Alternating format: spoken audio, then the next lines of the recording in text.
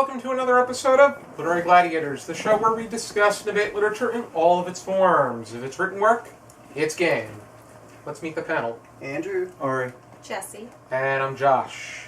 And today we are going to be going over a poem from someone that we have not gone over before. I got it from... I found the poem in a collection of Asian American poets, and the name of the collection is, or the Open Boat's the name of the collection. The name of the poet is Agha Shahid Ali, and the poem is called Cracked Portraits. What page was it on, Jeff? 13?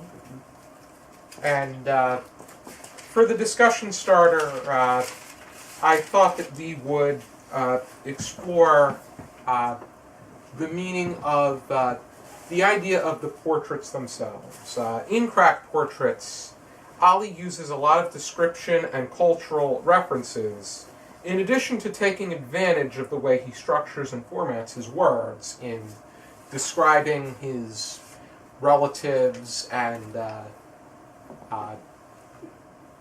what both the pictures and who they are happen to convey about them. Mm-hmm. On this basis, how do you feel he feels about his impression of the portraits of his family members? I think I can give an interesting answer to this. Do you guys, I don't know how many of you are familiar with artwork, but like one of the things that classifies artwork isn't necessarily what the painting is, but how they painted it. Mm-hmm. Like brushstrokes and the direction of the brushstrokes. Mm-hmm. I know that my girlfriend Leah is an artist, and I'm sure she would understand and appreciate this as well. But like each different type of painting has a different brushstroke. I think what is this the guy that wrote it right here? Yes. No, that's who it was inspired by. Oh, who wrote it then? Agha Shahid Ali. Agha Shahid. So I think that Agha Shahid, what he probably is saying about the Cracked Portraits is that he's depicting it as like different people in his life have different brushstrokes. Different people in his life have different ways of coping with things, different ways of viewing life, and that not every person is the same. I think that's such a beautiful way to describe it, because I felt like I felt like what he saw in the pictures was different than what he knew. Mm-hmm. But like you said, every picture, I don't know much about art and, how it's done and how it's critiqued. But as a former photographer, I know, lighting can change everything. Mm-hmm. Black and white can change everything. Gives you a different mood. Exactly. Too much lighting is not good. Not enough lighting is not good. You gotta get the right if amount. the subject is looking up as opposed to down, or right instead of left, or forward, or not at all with their eyes closed, there's so many things to kind of look at that, what changes a picture from one mood to another. So I don't know. I just feel like he was comparing these pictures of people he knew to how he actually knew them.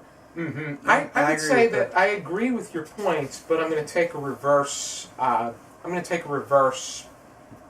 you're going to say it's how they looked at him. I think that the portraits don't say enough. Oh, okay. Because I feel that. I feel that. You like wishes they said more, kind of. From what Ali is saying, from what Ali is saying, they withhold so much of the truth. For instance, for his great-grandfather, he writes, "Great-grandfather, a shahid in breeches. He simply disappoints me, his hands missing in the drawing room photo, but firm as he whipped the horses or the servants." I was going to reference that same line because just to kind of, here he sees, a picture where he's got these, whether you can actually see his hands or not, it's, they're not firm. They're not the hands that he knows that, hit and, were in a way sort of cruel. Whipping horses and whipping servants. It's almost as if he didn't have time for his children because he was working. Well, not working. I'm only saying working because as like an allegory. Yeah. But what he sees, that account is far more powerful than what the picture is depicting. If one of us were to, that is the opposite. If one of us were to look at the picture, we would probably have a better impression without the information that Ali is giving. But Ali is talking about this on a first-hand account. I was gonna say, I feel like we would get a different impression looking at these pictures. Yes. Than, I mean, like, yeah, just to back away, we're here. You know, he's saying, you know, they're basically soft hands. So here we could look and see, oh, maybe he's an old man, probably very gentle, wrinkled hands. Whereas in reality, he was the one that cracked the whip. So I think a relatively good example of what I think you're trying to say, Josh, is that the four of us, we've all read or at least attempted to read this poem, right? Crack Portraits, and all of us are able to discuss it because we have read it and we understand it and we're able to discuss it together. But like, if you look behind the scenes at like Trevor and Charles and Leah, they haven't read this poem. So, and if they did, like, we still are not getting their opinions about it. So we're not getting the full picture of them. We are, like, discussing it together, and we're actually in front of each other, and we're discussing it. But, like, I won't be able to know what their opinion is on this poem without actually speaking to them. Is the point I'm trying to make. yeah, A picture, that is a good example. as much as people say a picture is worth 1,000 words, you can't have a conversation with a picture. And a picture can only... all that's in a picture is what is within the frame itself. Because there are most certainly portraits of people that were not good people. They're painted in a valiant kind of way. But you never knew them personally. No, not at all. Well, I mean, you can even Same look thing. at pictures, you know, and this is such a harsh example, but I mean, there's tons of pictures of Hitler standing in front and being shown I was as a about to powerful mention that. I was about to leader. mention that. And if you didn't know any better, it's like, wow, look at that powerful man. He's a leader. He's got his country on the right path. And the way you look at it, there are people who didn't think Hitler was a bad person because they either knew him or they trusted him or whatever. And even though that's such a small minority, there are still people that do, and that's what it is. You know, if you know someone, you're gonna be able to make a more complete picture than if you just paint them a certain way, just because you know about them or they were in your family a long time ago, or I think or whatever. the one leader that's really depicted the opposite kind of way is Stalin. Stalin, the way that he was depicted in photographs, so whether it be portraits, photographs, or through film, he looked like a big, tough, strong, powerful man when he was a pretty short man, and he had a very soft, high voice. And Get your Russians back to work. That's so bad.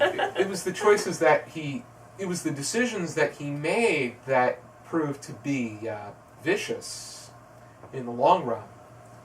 But as far as but we can pretty much gather that he was a very paranoid man as well. You wanted to say something, Andrew? I know that you. Yeah, well, I love the poem a lot, and from what I do know of Agha Shahid, is that he taught literature in Boston, and Interesting. I purchased a collection of his poems, and he definitely has a longing for Kashmir and India, where he is from, and a lot of the poems are in that vein, and the way I saw it was he just has this longing for his family of, the memories of them are receding and actually in the process of decaying, and it's like, when you miss someone, you start to fear, it's like, oh, I'm starting to forget their voice and how they sound and how they look and their character. The word choice that he uses also depicts how faded not just the pictures, but the memories of these people are becoming. But yet, he has the responsibility to keep these memories alive because the portraits cannot do this alone either. Yeah. The remark about his father and how silverfish have eaten his boyhood face. A silverfish is a kind of bug that actually has an appetite for, Like wallpaper paste. yeah, the material Yeah. found in photos, True. which They like basically take the paste out of it, basically. they have a craving for dandruff as well. Yeah. Oh, interesting. Mhm. I didn't know. There's actually silverfish in Minecraft too that hide in blocks. Mhm. I thought at first I thought silverfish referred to age, but Oh, because of it the was fish, actually yeah. it was actually a creature, and I think the creature part of it makes a bit more sense because of how it. And is attached it's to also the the photo. it's also the things that he doesn't have photographs as well that he's starting to miss, like the tents by the Jalem. He doesn't know if they still pitch, the tents and like other other little uniqueness and characteristics of India and Kashmir. It's, Mhm. it's like no one now comes from Kandahar, dear Ali. He's talking to his ancestors. It's like to pitch tents by the Jalem under autumn maples and claim descent from the holy prophet. I guess his whole lineage has like the surname Ali. And the way that he arranges those words is just brilliant. The way that he sorts, the way how each beautiful, line beautiful is, lines. because Yeah. those lines, each of those descriptions sticks out as an individual unit. Mm-hmm. And actually I was just kind of holding my finger here. The cobwebs cling to the soundless words of my ancestors. Like kind of goes back to Right. he doesn't. Those words they're like the empty spaces in the attic now. They're there because he remembers them, but they no longer carry. I mean, they carry weight, but he can't hear them anymore. Mhm. So they're really just pictures in a drawer gathering The empty cobwebs. space Yes. is heavy. Yeah. And they each description plays so well together, but yet they play so well as a separate entity for each. Mm-hmm. The cobwebs, and how the words of the ancestors are soundless, specifically. There are 8 words in this poem that I think really spoke to me. Mm-hmm. And that is, your portrait is desolate in a creaking corridor. Because that could mean so many different things. Mm-hmm. It could mean that your life is nothing compared to all the things that are happening around you. It could mean that you've been left, or I've left you, and there's no way we could return to the glory days. It depends It could on mean so many different things. It depends on the emphasis of what people make of it.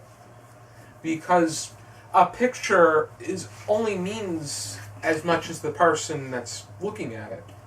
Yeah, like And the person that's getting something out of it. If you, Josh, buy a book and then you read it once and you never ever ever pick it up again, not saying you do that, and I hope you don't do that, but if you were to have a book and you would never ever pick it up after the first time, it's just gonna gather dust and it's eventually gonna be pretty much forgotten. Mm-hmm. And eventually it might be moved somewhere else, and it could be moved into a dusty library If I don't think- 100 years from If now. I don't think I'm going to read it again, I'm probably going to donate it to the book garden. Yeah, but As you if you think Which about it, everyone should even donating it to the book garden, like someone else, eventually it's probably going to be by somebody, probably going to be stored away somewhere, for like 100 years or so. Could be. I mean, I think that this poem was broken up into 2 parts in a sort of way, as opposed to being just like one poem. It was broken up into 2 parts where, he basically said, all right, everybody's common phrase is a picture speaks 1,000 words, but it doesn't. You can get 1,000 words from a picture, but those aren't necessarily true words. You need to look and see the people and know these people in order to get a real feeling from these portraits. And he's kind of comparing, this is what I see, this is what I'm getting because of how I know who they are, and I'm Absolutely, forgetting absolutely. them. So I can continue to look at these pictures, but that memory is fading. Are you referring to the first part as being him running down each of his relatives? In a way, yes. I feel like it was almost, at least the kind of vibe that I got from it was, he's sitting here looking at pictures like, oh, well, there's my grandfather, and look, his soft hands. But he used to whip with them. And, here's my father. And That was now, his great-grandfather. His yeah, grandfather was a bit more of he was the philosopher and the scholar. yes. Oh, I'm sorry. Yeah, you're right. Great-grandfather. I'm sorry.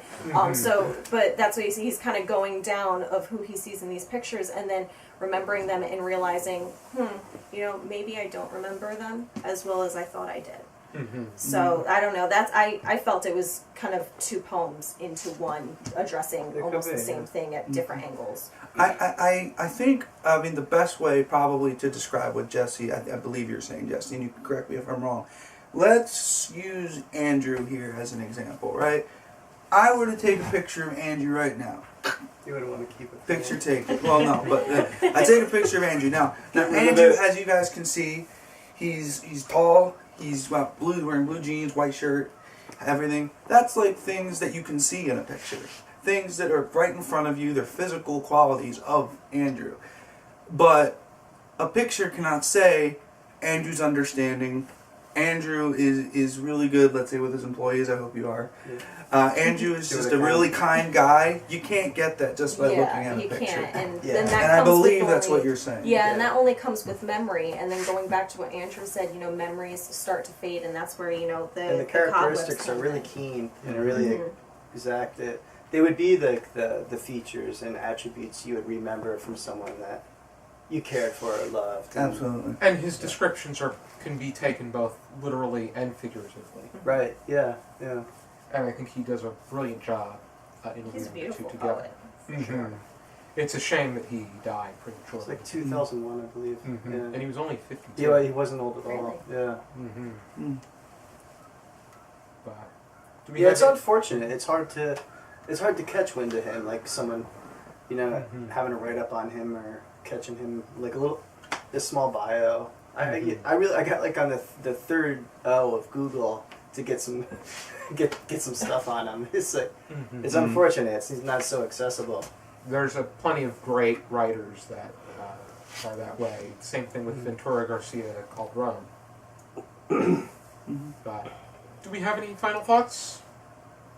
It's an interesting poem. I thought it was Aces. Interesting, Yeah, descriptive, I would definitely want to read more from Ali. And if you want to and I think read that, he has a grander, more total collection, the Half-Inch Himalayas, which I got it from. I think that I think what's also interesting is his, and just very briefly, is that his culture comes out in his poems, and I really like Yeah. people who take their own culture, I agree with like that. Chaim enjoy that Potok, too. for instance. Mhm. Yeah, especially if they're from another country, even if it's translated work. Mm. That's why I like to read works of poetry or prose from various areas on a global standard. But I think that there's a lot that this poem. I think he does a great job interweaving cultural references. There were things I had to look up in Yeah. order to for the Malika. Oh, yeah. Bukraj. Yeah, as an Who, artist. Yeah. You know, she's a Pakistani Ghazal, which is a poet and a folk singer. And then he refers to a lot of. I had no idea what geographic hashish was. Hashish? Yeah, that wasn't even funny. Yeah. Hashish, the hookah.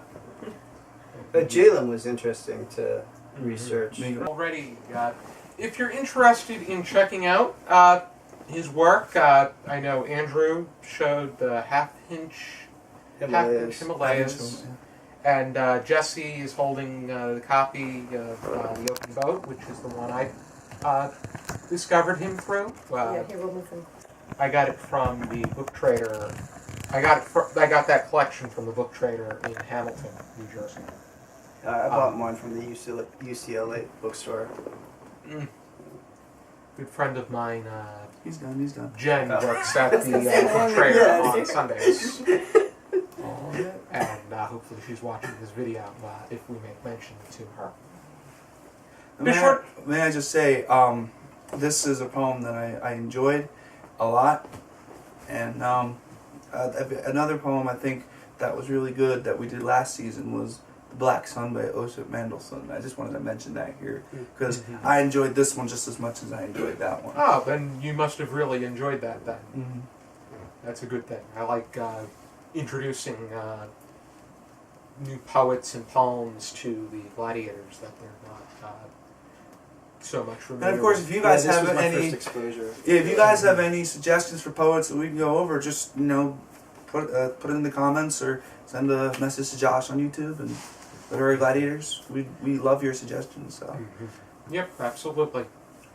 Be sure to join us next time for another episode of Literary Gladiators. For now, keep reading. Keep it.